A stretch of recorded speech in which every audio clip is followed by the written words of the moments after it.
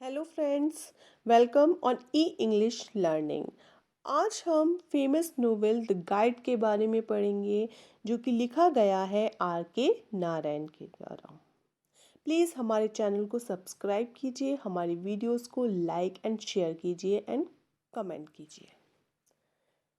अब देखिए, इस नोवेल के बारे में हम देखेंगे। ये नोवेल लिखा गया था 1956 में और इसे पब्लिश किया गया 1958 में। और देखिए फ्रेंड्स, गाइड इस नोवेल का नाम है। टाइटल की अगर हम बात करें तो इसका नाम है द गाइड।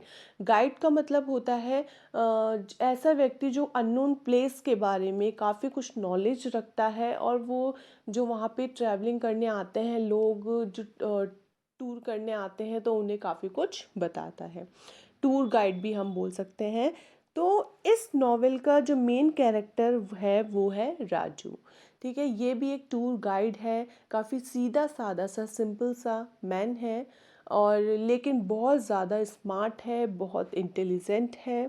लेकिन इसके अंदर कुछ लालच है, कुछ ग्रीड है, या फिर बहुत सी ऐसी मिस्टेक्स कर देता है वो, जो इस पर बहुत भारी पड़ जाती है, जो इसकी लाइफ को स्पॉइल कर देती है और अपनों से इसे बहुत दूर कर देती है।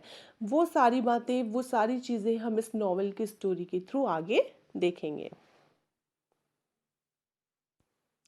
अब देखिए, आर के नारायण इनका बर्थ 10 अक्टूबर 1906 में हुआ एंड डेथ इनकी 13 मई 2001 में हुई। इनका फुल नेम है रासीपुरम कृष्ण स्वामी अय्यर नारायण स्वामी।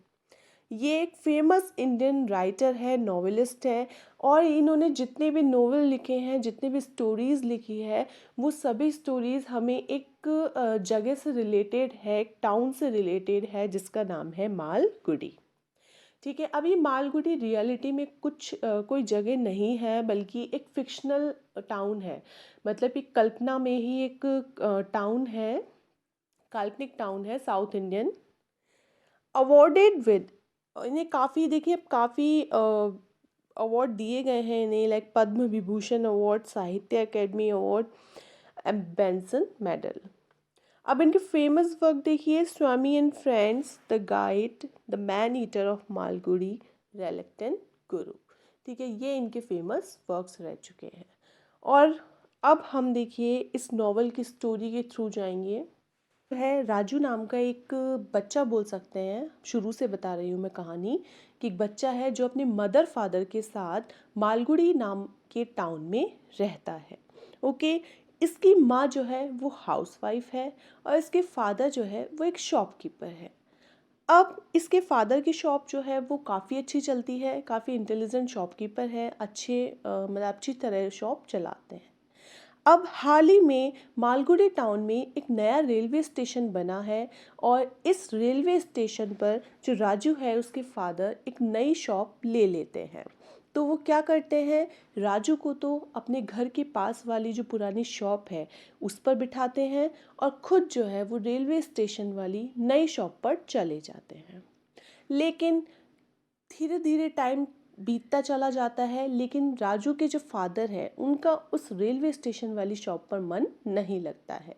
इसलिए वो क्या करते हैं, राजू को रेलवे स्टेशन वाली शॉप पर भेज देते हैं, और खुद वापस पुरानी शॉप पर आकर बैठ जाते हैं।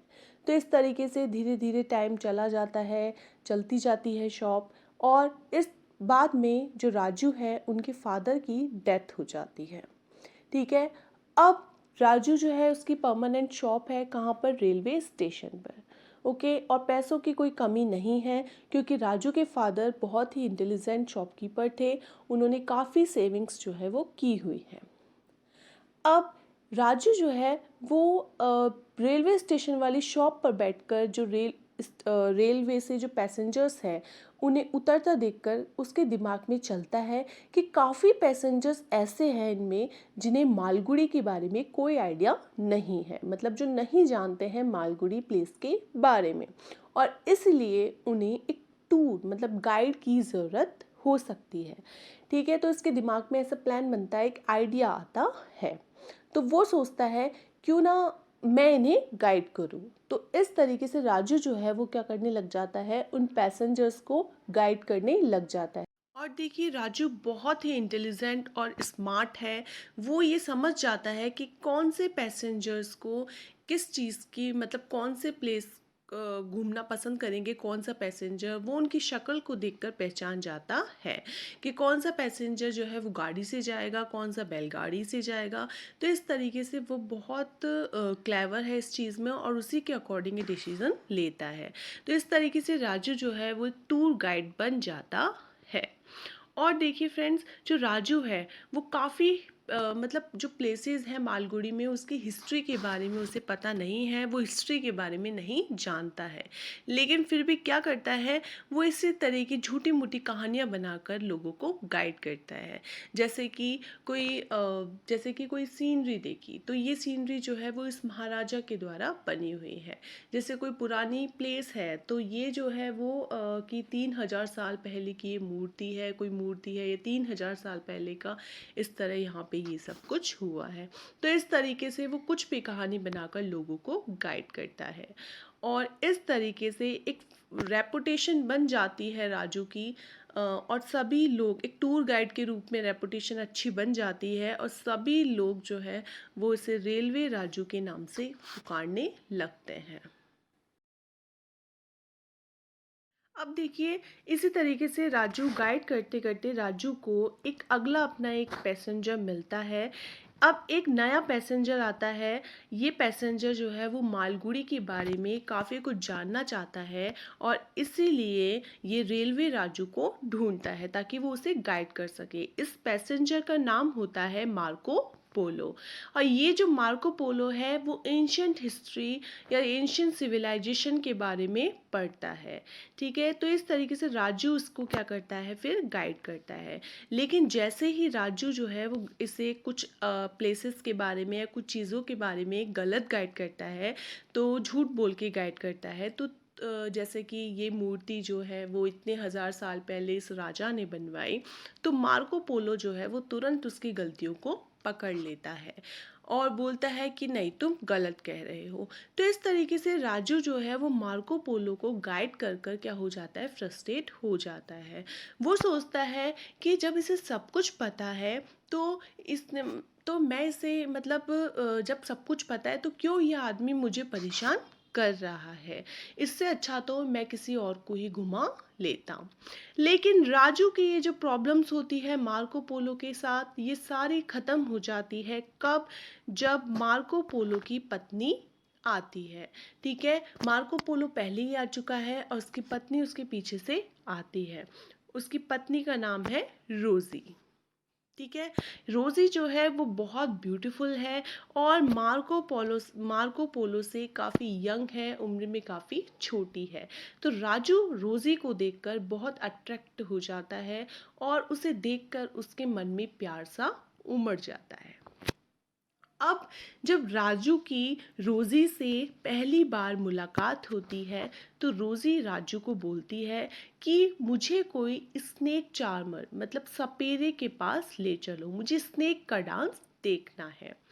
और इसी तरीके से राजू जो है वो रोज़ी की बात मानता है और उसे स्नेक चार्मर मतलब सपेरे के पास ले जाता है सांप का डांस दिखाने। अब जैसे ही सांप डांस करने लगता है, रोजी भी उस सपेरे की धुन में अपनी दोनों बाहें फैलाकर स्नेक की तरह डांस करने लग जाती है। और राजू इस चीज़ को देखकर बहुत खुश हो जाता है, बहुत अट्रैक्ट हो जाता है और वो पहचान जाता है कि रोज़ी बहुत अच्छी डांसर है। वो बहुत अच्छी नहीं बल्कि ग्रेटेस्ट डांसर है। अब देखिए, धीरे धीरे जो राजू है, रोज़ी है, वो दोनों एक दूसरे के क्लोज आने लगते हैं। और चूँकि मार्को पोलो है, उन्हें एंशियंट सिविलाइजेशन हिस्ट्री पढ़ने का काफ़ी शौक़ है, वो पढ़ते हैं। तो उन्हें एंशियंट प्लेसेस मालगुड़ी की जो एंशियंट गुफाएं हैं उनकी तरफ वो ज़्यादा ध्यान देते हैं बजाय रोज़ी के। इसलिए और उनकी जो शादीशुदा लाइफ है वो भी काफ़ी अच्छी नहीं चल रही है, वो आए दिन उनके झगड़े होते रहते हैं। इसलिए राजू इन सब चीज़ों को देखकर रोज़ी से बोलता है कि तुम अपने पति को छोड़ दो। लेकिन रोज़ी बोलती है कि नहीं, मैं उन्हें नहीं छोड़ सकती, वो मेरे पति हैं। और ऐसा कहकर वो डांट कर राजू को वहाँ से भगा देती है। लेकिन रोज़ी भी राजू के काफ़ी क्लोज आ गई है और वो मार्को पोलो से बोलती है कि तुम मेरी तरफ बिल्कुल ध्यान नहीं देते हैं। लेकिन मार्को पोलो बोलता है कि तुम जो है वो बच्चों जैसी हरकतें करती हो। ठीक है, तो इस तरीके से दोनों के बीच में बहुत कहासुनी होती है, बहुत झगड़े होते हैं और लास्ट में जो मार्को पोलो है वो रोज़ी को मालगुड़ी में छोड़कर ही चला जाता है। अब रोज़ी बेचारी अकेली रह जाती है मालगुड़ी में, उसे कुछ नहीं पता मालगुड़ी के बारे में। और अब वो अकेली जा भी नहीं पाती है घर, तो वो इसलिए क्या करती है, राजू के घर पर चली जाती है। अब राजू के घर जाकर वो उससे सारी कहानी बताती है कि किस तरीके से मेरे पति ने मुझे छोड़ दिया है, और वो सब कुछ बताती है कि मेरे साथ क्या क्या हुआ है।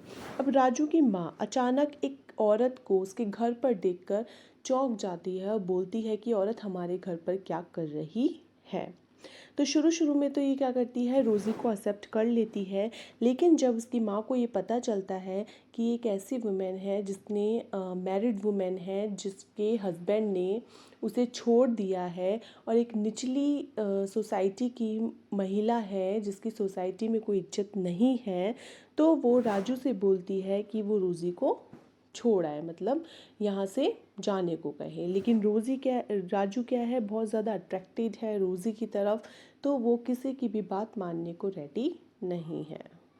अब देखिए, क्योंकि राजू के घर एक यंग लेडी रह रही होती है, तो इस चीज़ को लेके जो आसपास के लोग हैं वो र्यूमर्स फैलाते हैं कि एक नाचने वाली निचली कास्ट की, जो निचली सोसाइटी की जो औरत है वो उसके घर में उनके साथ रह रही है।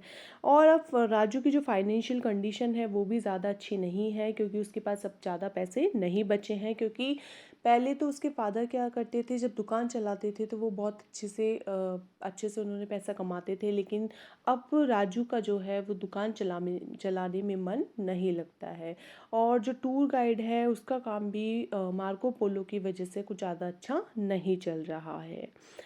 अब अचानक से एंट्री होती है किसकी, राजू के अंकल की। राजू के अंकल मतलब उनकी मदर के भाई, मतलब राजू के मामा, उनकी एंट्री होती है। और वो घर में आते ही राजू और रोज़ी दोनों को बहुत सुनाते हैं, उनकी बहुत इंसल्ट करते हैं। और वो बोलते हैं कि ये जो घर है जिसमें तुम रह रहे हो वो मेरे सिस्टर के हस्बैंड का है, उन्होंने बनाया है इस घर को, इसलिए तुम्हें रहने का कोई हक नहीं है। ये जो नाचने वाली जो औरत है इसको इस घर से बाहर करो। तो इस तरीके से बहुत इंसल्ट करते हैं। तो राजू जो है वो रोज़ी का साइड लेता है, वो अपनी माँ का साइड नहीं लेता है। इस वजह से जो राजू की माँ है वो बहुत ज़्यादा नाराज़ हो जाती है, और वो अपना सारा सामान पैक करके अपने भाई के साथ मतलब इस अंकल के साथ चली जाती है। अब देखिए, रोज़ी जो है उसे लगता है कि उसकी वजह से राजू की लाइफ में काफ़ी ट्रबल्स हैं, परेशानियां हैं, क्योंकि उसकी फाइनेंशियल कंडीशन भी सही नहीं है राजू की, और उसकी माँ भी उसकी वजह से उसे छोड़कर चली गई है। इसलिए वो अपनी ज़िंदगी की नई शुरुआत करने की सोचती है एज अ डांसर के रूप में, मतलब डांसर के रूप में अपनी ज़िंदगी को एक नया मोड़ देना चाहती है, नई लाइफ बनाना चाहती है। वो डांस जो कि उसका पैशन हुआ करता है, और जिसकी वजह से राजू उसकी तरफ अट्रैक्ट हुआ था।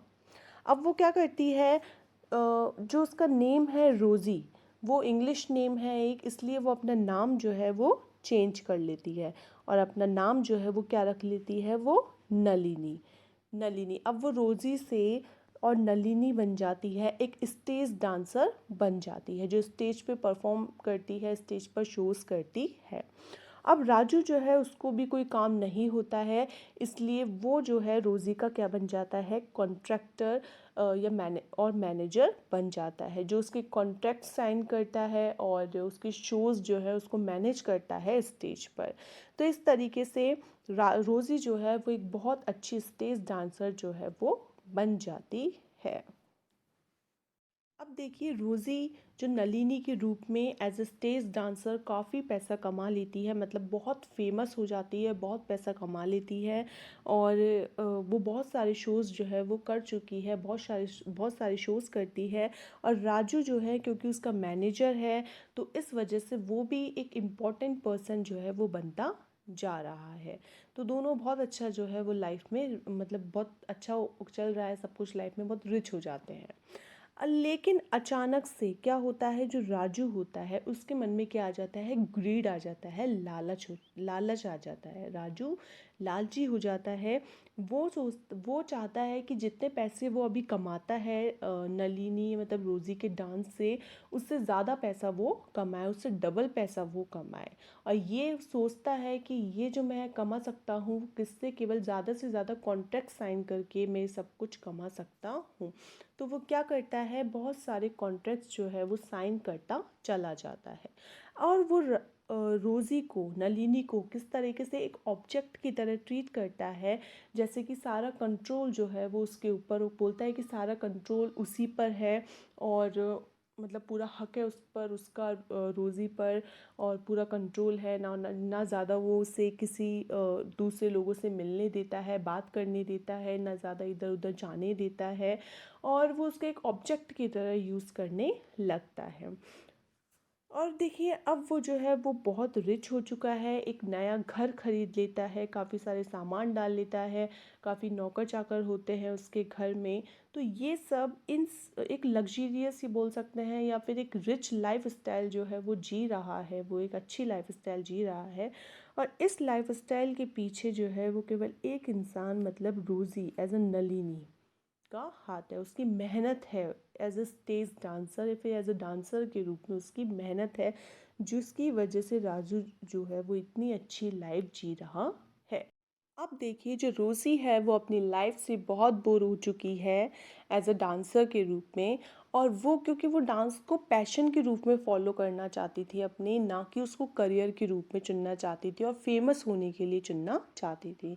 और उसने डांस को करियर के लिए चुना तो केवल राजू के लिए, क्योंकि वो उसकी परिस्थिति को जानती थी, उसकी फाइनेंशियल कंडीशन सही नहीं थी इसलिए। लेकिन राजू जो है उसके मन में ग्रीड आ चुका है, लालच आ चुका है, और अब वो जलन करने लगा था, ईर्ष्या रखने लगा था, किन से, उन लोगों से जो नलिनी या रोज़ी के साथ काम करते थे।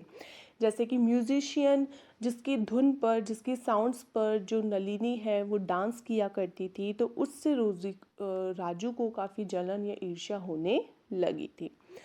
अब देखिए अब अचानक से स्टोरी में एक टर्न आता है कि जो रोजी रोज़ी है उसका पहला हस्बैंड मार्को पोलो, जो उसका हस्बैंड था मार्को पोलो, उसकी अभी अभी एक किताब जो है वो छपी है, जिसमें उसने मालगुड़ी और उसकी जो आसपास की गुफाएं हैं उनके बारे में लिखा था। ठीक है, तो ये किताब जो है वो, इसकी कॉपी मार्को पोलो किसको भेजता है, इसकी एक कॉपी रोज़ी को भेजता है। लेकिन जो राजू होता है वो मार्को पोलो की जो किताब की कॉपी है वो रोज़ी तक पहुंचने ही नहीं देता है और उसको छिपा कर रख देता है। ठीक है, लेकिन बहुत बड़ी बात है मालगुडी के लिए कि किताब में छपा है उसके बारे में, इसलिए अगले दिन जो पेपर है उसमें इस किताब से संबंधित काफ़ी आर्टिकल्स जो है वो छपते हैं। और रोज़ी को पता लग जाता है मार्को पोलो की किताब आई है, और ये भी पता लग जाता है कि राजू ने उसकी एक जो कॉपी है जो मार्को पोलो ने उसको भेजी थी वो उस तक पहुंचने नहीं थी। तो इस वजह से क्या होता है, राजू और रोज़ी दोनों के बीच में क्या होता है, झगड़ा हो जाता है। अब देखिए राजू और रोज़ी के बीच में जैसे तैसे झगड़ा शांत होता है कि अचानक से एक चिट्ठी आती है, किसकी, मार्को पोलो की, रोज़ी के लिए एक चिट्ठी आती है। उस पे लिखा होता है कि शादी की जितनी भी ज्वेलरीज हैं, किसकी, रोज़ी की, शादी के टाइम की, वो सब मार्को पोलो के पास है, और वो उन ज्वेलरीज को रोज़ी को लौटाना चाहता है, जिसके लिए उसे इस पत्र पर क्या चाहिए, एक सिग्नेचर चाहिए रोज़ी के। ओके, लेकिन राजू जो है वो जब पत्र को देखता है तो वो सोचता है कि यदि रोज़ी को पता चला कि उसका पहला जो हस्बैंड है वो उस मतलब कि उसकी ज्वेलरीज उसे लौटाना चाहता है, तो रोज़ी के मन में हो सकता है दोबारा से उसके लिए प्यार उमड़ जाए और वो उसे छोड़कर वापस उसके पास चले जाए। इसलिए वो क्या करता है, रोज़ी के झूठे साइंस खुद ही कर देता है उस पत्र पर और उस पत्र को मार्को पोलो को पोस्ट कर देता है। और वो सोचता है कि ये बात जो है वो किसी को पता नहीं लगेगी। लेकिन आप जानते हो कि मार्को पोलो जो है उसको कितनी डिटेल्स में जाने की आदत है, क्योंकि वो एंशंट हिस्ट्री पढ़ता है और हर चीज़ के बहुत डिटेल में जाता है। इसलिए वो समझ जाता है कि ये जो सिग्नेचर्स हैं रोज़ी के, वो उसने नहीं किए हैं, ये झूठे सिग्नेचर्स हैं। इसलिए वो क्या करता है, मार्को पोलो पुलिस में एक फ़ाइल मतलब कंप्लेन करता है कि एक फर्जरी साइन जो है वो मुझे भेजे गए हैं रोज़ी के नाम के। इसलिए राजू के खिलाफ वो क्या करता है, पुलिस कंप्लेन फाइल कर देता है। अब देखिए, राजू पर केस लग जाता है और उस पर आरोप साबित कर दिया जाता है और उसे 2 साल की सज़ा सुना दी जाती है। जो रोज़ी है उसे बहुत बचाने की कोशिश करती है, जितना भी पैसा होता है वो सब दांव पर लगा देती है, लेकिन कुछ नहीं हो पाता है। अब जेल जाने से पहले जो राजू है वो रोज़ी से मिलता है और रोज़ी इसे समझाती है कि उससे ये शोहरत, ये पैसा, ये ज़िंदगी उसे ये नहीं चाहिए था, बल्कि उसे एक सीधी सादी सी ज़िंदगी जीनी थी। लेकिन अब उसने डिसाइड किया है कि ना तो वो अब राजू के साथ रहेगी, ना उसके हस्बैंड के साथ रहेगी, बल्कि अब वो अपनी ज़िंदगी की एक नई शुरुआत करेगी, अपनी एक नई ज़िंदगी जिएगी। और ये सब कहकर रोज़ी चली जाती है और राजू को जो है वो 2 साल की जेल हो जाती है और वो जेल चला जाता है। अब देखिए, 2 साल बाद जब राजू जेल से निकलता है तो वो काफ़ी अकेला पड़ जाता है। उसे समझ नहीं आता कि वो कहाँ जाए, क्योंकि मालगुड़ी अब वो जा नहीं सकता, क्योंकि सब वहाँ पे सब लोगों को पता है कि वो जेल में गया था तो काफ़ी बदनामी होगी। उसकी माँ उसको छोड़कर चली गई है, रोज़ी उसे छोड़कर चली गई है। तो क्या करता है, वो टहलते टहलते किसी नदी के किनारे पर जाता है। एक नदी के किनारे पर एक मंदिर होता है, वहाँ पर चला जाता है और ये नदी जो है वो एक छोटे से गांव से होकर गुजरती है। अब वहाँ मंदिर में राजू जो है वो बैठ जाता है, तो अचानक से उसकी मुलाकात एक स्ट्रेंजर से होती है, जो बगल वाले गांव का ही होता है। अब ये स्ट्रेंजर जो है वो राजू को क्या समझ जाता है, वो राजू को एक साधु संत, एक गुरु समझ बैठता है, क्योंकि वो एक मिस्टीरियस तरीके से बैठा हुआ है मंदिर में, तो वो उसे गुरु, साधु, संत समझने लग जाता है। इस व्यक्ति का नाम होता है वेलेन। अब ये जो है वेलेन, वो राजू से अपनी प्रॉब्लम्स डिस्कस करने लग जाता है। वो अपनी प्रॉब्लम्स राजू को बताने लग जाता है कि उसकी एक हाफ सिस्टर है जो शादी नहीं कर रही है। तो राजू जो है वो देखता है कि ये जो इंसान है, वेलन है, वो काफ़ी रेस्पेक्ट दे रहा है, उसे काफ़ी अच्छे से बात कर रहा है। तो वो सोचता है कि उसे उसकी मदद करनी चाहिए। तो वो राजू जो है वो वेलन को बोल देता है कि ऐसा करना, तुम अपनी सिस्टर को मेरे पास ले आना और मैं उससे बात करूँगा, फिर देखते हैं क्या होता है। तो वेलन क्या करता है, नेक्स्ट डे अपनी सिस्टर को अपने साथ ले आता है। तो राजू जो है वो उसकी सिस्टर को समझाता है कि तुम्हारा भाई जो है वो बिल्कुल सही बोल रहा है, जिससे वो शादी करवाना चाहता है तुम्हारी, उसी से तुम शादी करो। तो इतना समझाने पर जो वेलन है, उसकी सिस्टर है, मान जाती है और वो शादी कर लेती है। तो इस तरीके से उस गांव में राजू जो है वो काफ़ी पॉपुलर हो जाता है। लोग उसे काफ़ी रिस्पेक्ट देते हैं, लोग उसे एक महान संत, एक गुरु समझने लग जाते हैं, एक साधु समझने लग जाते हैं, क्योंकि वो मंदिर में काफ़ी मिस्टीरियस तरीके से बैठा रहता है, ना किसी से बातें करता है ज़्यादा जल्दी से। इसलिए लोग जो है वो उसे रेस्पेक्ट देने लगते। अब राजू जो है गाँव में बहुत पॉपुलर होने लगता है एक साधु के रूप में, एक संत के रूप में, क्योंकि वो एक मिस्टीरियस तरीके से अपना लाइफ जो है वो जी रहा है। एक मंदिर में रहकर वो ज़्यादा मतलब बहुत चुप रहता है, ज़्यादा किसी से बात नहीं करता है। तो लोग जो है वो इसे एक गुरु, महान साधु के रूप में, एक होली मैन के रूप में उसकी वर्शिप करने लगते हैं। एक होली मैन उसे मानते हैं और लोग जो है वो उसकी वर्शिप करने लगते हैं, उसे प्रसाद देते हैं लाकर, उसको फल देते हैं, मंदिर में रहने के लिए उसको देते हैं। ठीक है, तो इस तरीके से लोग उसे एक भगवान की तरह जो है वो ट्रीट करने लग जाते हैं। अब राजू जो है उसे भी इस लाइफ की आदत हो चुकी है, उसने अपने आप को इस लाइफ में ढाल लिया है। कहने का मतलब राजू ने जो है वो हमेशा जितने भी उसके चेंजेस आए लाइफ में, तो उसमें हर लाइफ में उसने अपने आप को ढाल लिया उस चेंज में। जैसे पहले शॉपकीपर के रूप में, फिर टूर गाइड के रूप में, फिर मैनेजर के रूप में, और अब एक सेंट की लाइफ के रूप में। अब देखिए राजू को जो है वो लगने लगता है कि गांव वाले उसे बहुत रिस्पेक्ट दे रहे हैं, उसकी हेल्प कर रहे हैं, उसे खाने का देते हैं, उसे उसकी वर्शिप करते हैं। तो उसे भी गांव वालों की से लगता है कि उसे भी गांव वालों की हेल्प करनी चाहिए। गांव वाले जो हैं वो राजू की हर एक बात सुनते हैं, इसलिए वो गांव वालों से अक्सर कहता रहता है कि लड़ाई झगड़ा मत करो, और मतलब प्यार से रहो, लड़ाई झगड़ा मत करो, अपने बच्चों को स्कूल भेजो। और गांव वाले राजू की बात को बहुत अच्छी तरीके से मानते भी हैं। अब देखिए जो राजू है वो अपने अंदर इस चेंज को फ़ील करता है, अपनी लाइफ में जो चेंज आया है उसको फ़ील करता है। और वो सोचता है अपने बारे में कि अब उसमें वो पहले जैसा नहीं रहा, पहले जैसे इमोशंस जो है अब उसमें नहीं रहे हैं।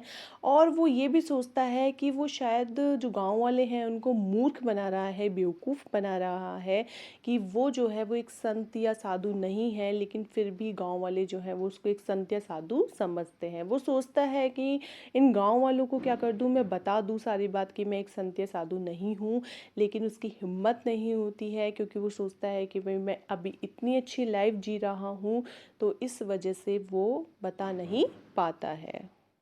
लेकिन अब एक विलेजर है जो राजू की बात को मिसअंडरस्टैंड कर जाता है और गांव में आकर बोलता है कि हमारे जो स्वामी हैं उन्होंने कहा है कि वो जब तक गांव में बारिश नहीं होगी तब तक क्या करेंगे, कुछ खाएंगे पिएंगे नहीं और व्रत रखेंगे। तो ऐसा सुनकर सभी गांव वाले जो है वो अपने स्वामी के पास दौड़कर चले जाते हैं, और वो जिसे वो अपना आध्यात्मिक गुरु मानते हैं।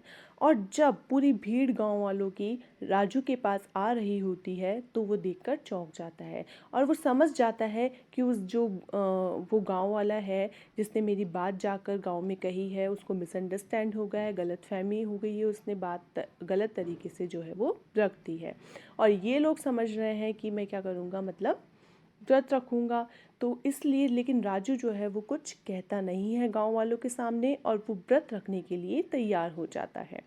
अब लेकिन व्रत रखने से पहले जो राजू होता है वो वेलन को सारी बातें बताता है, अपना पास्ट बताता है, अपने बचपन की बात बताता है, शॉपकीपर के रूप में, फिर किस तरीके से एक टूर गाइड के रूप में, फिर मैनेजर के रूप में, और किस तरीके से वो यहाँ आया, वो सब बातें जो है वो वेलन को बताता है।